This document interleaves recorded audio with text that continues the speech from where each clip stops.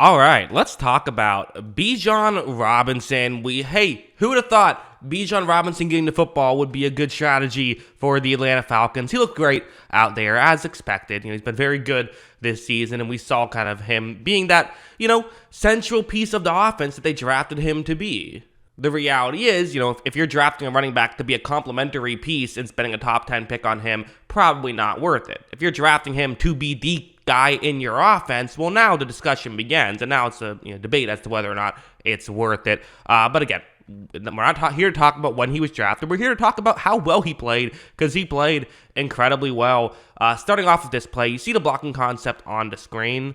First, watch how Robinson takes a snap. He really moves so quickly towards the bottom of the screen. I think a lot of running backs would have just ran through that gap right there. And to be honest, there's a debate as to whether or not you should. You could try to shoot through that gap, but there are New Orleans defenders who are trying to make a play. And if you do try to shoot through that gap, I don't know if you're picking up the first down here. In fact, I think at least an average running back probably isn't. Bijan Robinson's so good at breaking tackles and falling forward and all that stuff that maybe he still does, but he kind of looks around and has other ideas. Watch him shift so well towards the bottom of the screen and then cuts forward and picks up 6 yards on that play. He has a very unique running style that not a lot of other running backs have, and it clearly works out really well for him. His ability to go to a top speed so quickly, he accelerates so quickly, but also can move so quickly. It really is video game-like in the way that he runs the football, and it's just incredibly impressive. But there also are just plays like this where, so it's going to be a running play, really running play up the middle right here, as you have the center, and then you also have another offensive lineman going up to block, players at the second level. Watch as when Ritter takes the snap, it's going to be well blocked by Atlanta. So give definitely, their blocking credit here to generate a hole for Robinson to run through. But I want to talk about this play as well, because I want to be clear in that it's not like he always is looking to bounce things to the outside, trying to make more happen than he should, because some running backs, even great ones, can get themselves in trouble sometimes by trying to do too much. Well, here he sees the running lane. He's not going to try and do too much here.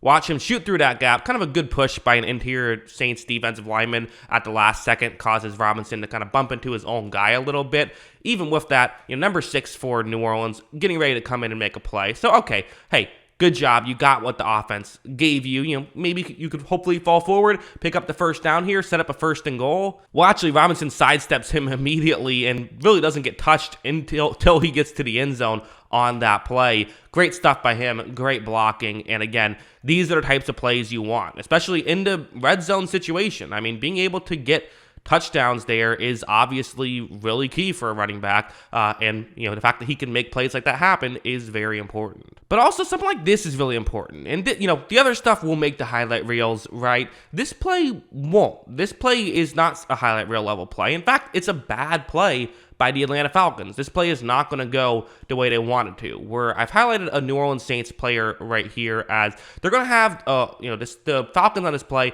they're going to kind of try to surprise him here.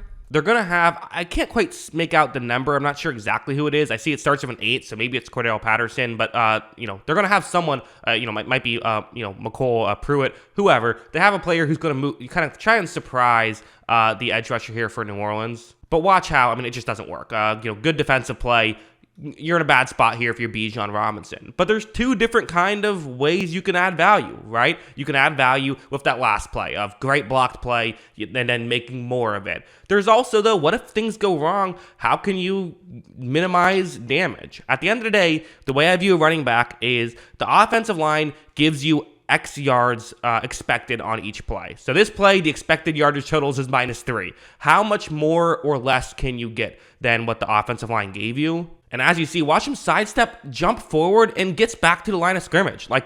Again, the stat sheet isn't going to credit that too much, but I don't care about box score stats. I care about what value you're actually bringing to the team, and that shows what kind of value he's bringing to the team right there. I also really like a play like this, where what's going to happen is it's going to be a play action, and that's always something that, sometimes for a running back, the biggest value they have is the name on the back of their jersey. Getting guys out of position can be a real key impact in, how you win football games. Well, watch how, when you're going to see Ritter, fakes as though he's giving the ball to Bijan Robinson. And you look at how far in those two linebackers moved. So you really did a good job with that play action. And of course, some of that is play calling. Some of that is Desmond Ridder and the offensive line kind of not giving anything away right away as to what they're doing right here. But as you see, eventually, Ridder is going to give the ball to Bijan Robinson, who at this point, hey, you would have liked to throw it down the field. Nothing was open, so just give the ball to Bijan. Take a check down here. Again, not expecting a lot, but watch how he makes a move and makes another one, really. Somehow he gets 8 yards on that play. That's insane. That should have gotten him 2 yards, realistically. He did a good job of trying to help set guys up and get them open. It didn't work out. Saints defense had it covered. But despite that, you were still able to get the ball to Bijan. He picks up 8 yards on this play. Incredible stuff by Bijan Robinson on that play. Just incredible stuff. Also, heading over here, so this is an interesting play. It's going to be a play action, but then Bijan is going to run a route towards the corner of the end zone. That's how this is going to work here, as the Falcons are up 2 points, but fourth quarter, you'd love to go up 2 scores here.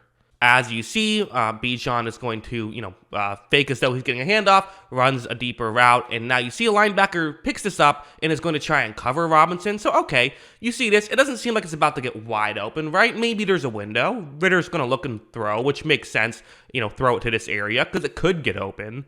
But watch how much separation Bijan gets on that play. He blows by his assigned man.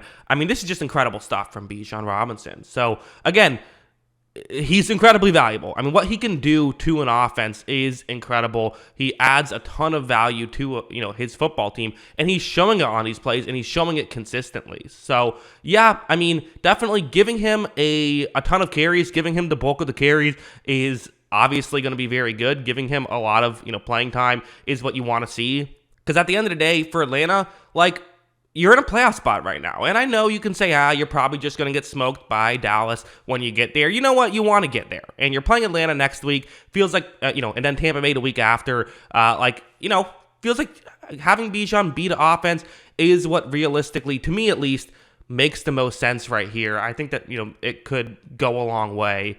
And, to be honest, Falcons' schedule is really easy. I think there's a chance they're favored in every single game down the stretch, all 6 games. That's not to say they're going to go 6-0, but I don't know. Can you win 4 of those games? That would get you into the playoffs for sure. So I definitely think that Atlanta is in a pretty good spot here, and a big part of it is because of Bijan Robinson and what he brings to the team. So, really interesting stuff there between Atlanta and Bijan. That's what I think. What do you think? Let me know in the comments below.